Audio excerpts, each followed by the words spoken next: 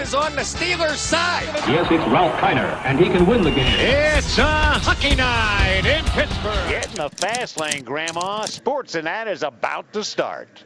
To borrow a line from the famed sports writer Red Smith, the most memorable relic of old Rome is the arena.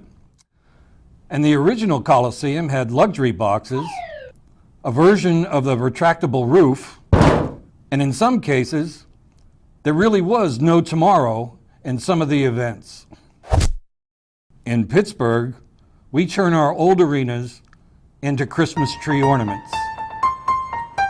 These are the last days of the Civic Arena. The stainless steel is gone from the roof. Parts of the roof are gone too. And it won't be long before the dome disappears from the city skyline, gone the way of Recreation Park, Exposition Park, Duquesne Gardens, Forbes Field, Pitt Stadium, and Three Rivers Stadium. The memories? We'll always have those. For those of us who climb the hill to get to it, the arena is like your first love, and you never forget your first one. I still remember my first visit in the 60s. Uniontown High School was involved in a basketball playoff game. Actually, I remember the bus ride home, too, with Loretta Marinesi. Oh, look out, Loretta! Thanks for the memories. The arena was like the village square. People gathered as old friends and met new ones. My older daughter, Stacy, met her future husband there. My younger daughter, Rebecca, played indoor soccer on a rug covering the ice. Actually, the inaugural event on September 17, 1961, involved ice, the Ice Capades. The first hockey team to play there was the old Pittsburgh Hornets, who won the Calder Cup in their final season on an overtime goal by Billy Harris. Now that's $1 million smile.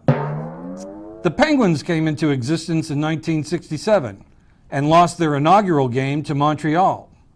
The Penguins left the building in 2010 and lost their last game to Montreal. Kind of symmetrical, eh? They called the place the Igloo. Except Penguins call the South Pole home, while Eskimos build igloos at the North Pole. Must be a Berg thing. Some first-time visitors said it looked like a flying saucer.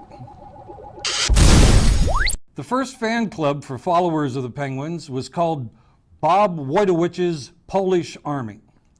That name came years before Girella's Guerrillas and Franco's Italian Army supported a certain football team at Three Rivers. In its time, the arena attracted a diverse assortment of acts.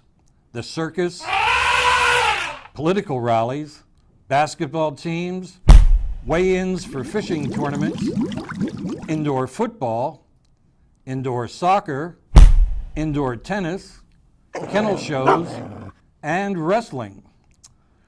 Bruno Sammartino graced the squared circle there. Muhammad Ali fought there when he was Cassius Clay. A tennis team called the Pittsburgh Triangles once played with the roof open.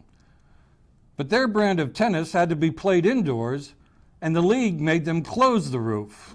The Triangles, by the way, featured a player named Vitas Gerulaitis, who had one of the all-time great nicknames in sports, the Lithuanian Lion. The music acts that performed on the arena stage made up a motley crew. The Beatles, the Stones, the Doors, the Grateful Dead,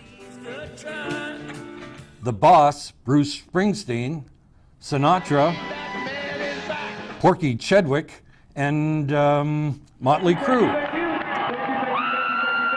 Some people remember Pink Floyd and The Dark Side of the Moon. The roof was actually open when the band played their song Breathe, and most of the smoke wafting out of the place didn't come from cigars, if you catch my drift. The final New Year's Eve concert that Elvis Presley ever played before he died was at the Civic Arena. So once we could say Elvis has left the building, and now we can say the building has left Elvis. Thank you very much. The arena was always envisioned as a multi-use facility, but the driving force behind its construction was the Civic Light Opera. The CLO, however, left the place within 10 years of its opening. The acoustics were bad. But as we say goodbye, who can't help but think of the aria from the final act of Puccini's Turandot?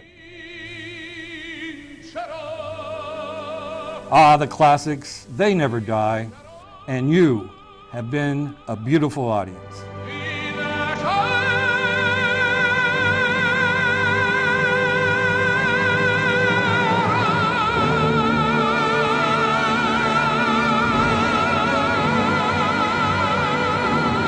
Ladies and gentlemen, Bob Dvorchak has just left the building.